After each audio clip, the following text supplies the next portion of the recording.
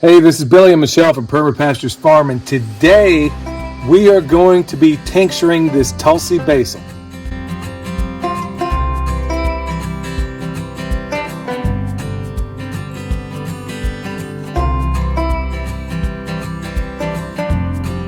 Okay, folks, before we get into this, I just want to say right off that if anybody has any communications for us, just recognize that if you respond to us on Instagram, it'll be William doing the response.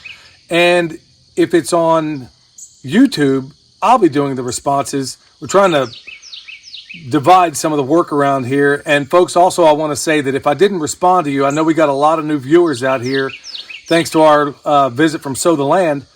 But I also want to say that I try to respond to everybody. If I didn't respond to you, it's because I didn't get a notification for it. So folks, bear with me. We're doing the best we can. And if William responds on YouTube, he'll put his name at the bottom of it. So with that said, folks, it's actually a blessing that it's kind of cool out this morning, because typically this Tulsi basil, by this time in the morning, the bees are all over this stuff. And if we were to get out here, we'd have to compete with them in order to harvest it. But there's a lot of claim to fame for this stuff, according to some.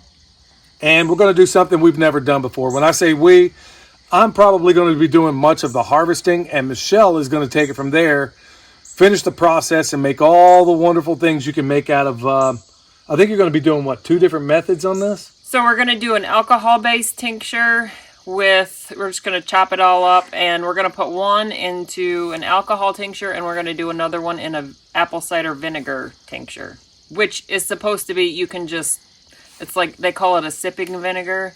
So probably like, you can eat this stuff, right? Yeah, you can eat it outright. You can make tea out. You can dry the leaves and make tea out of it. It actually has kind of a mint sort of flavor to it. But what about harvesting some of this stuff? Can you get some of the seeds off of this? If we let it go, we could let it go to where it started going to seed, but we'd have to let it dry. So we can let some of it go. I have some more planted out front. We can let some of it go to seed and then save the seeds. Well, it looks like you have almost an entire bed of it out there. So I guess you're going to make a lot of this stuff. So with that said, all right, folks, so we'll go ahead and get this stuff picked and get it inside the house where it's a little bit warmer.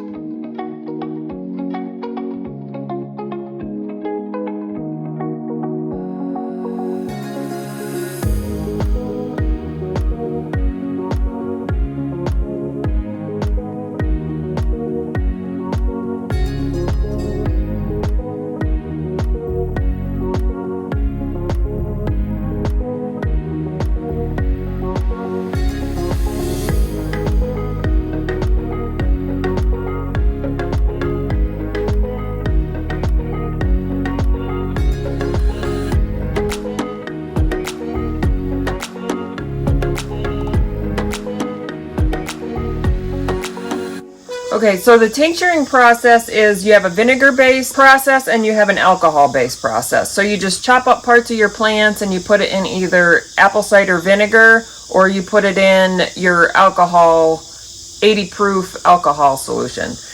The vinegar is meant for more sipping throughout the day, or you can put it on your salad. The alcohol is very small doses, like a half a teaspoon throughout the day.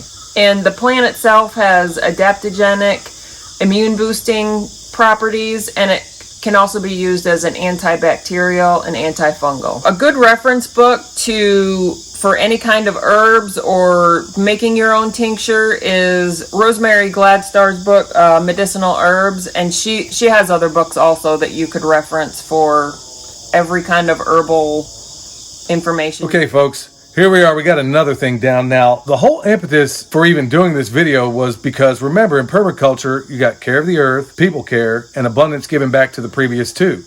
Well, Michelle initially put this stuff in largely as an experiment. She grew a lot of this basil as an experiment.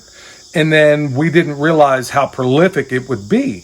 So, taking that harvest, that abundant harvest of this basil, and doing something clever with it, like putting it in this, is something you can always do.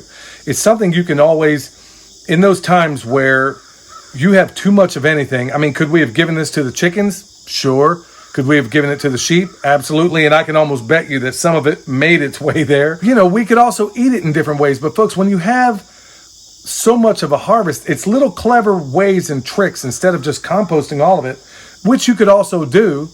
There's also clever ways like taking things and discovering different methods and techniques in ways in which you can prolong this stuff and get a benefit out of it. Hey folks, remember, subscribe, hit that notification bell. And if you like what we're doing here, folks, tell other people about it. Let it evangelize this information. That's exactly what we're trying to do at this channel. So until next time, this is Billy, the Permaculture Pimp Daddy, where PIMP stands for Permaculture is my passion. So on behalf of Michelle and William, we'll see you next time.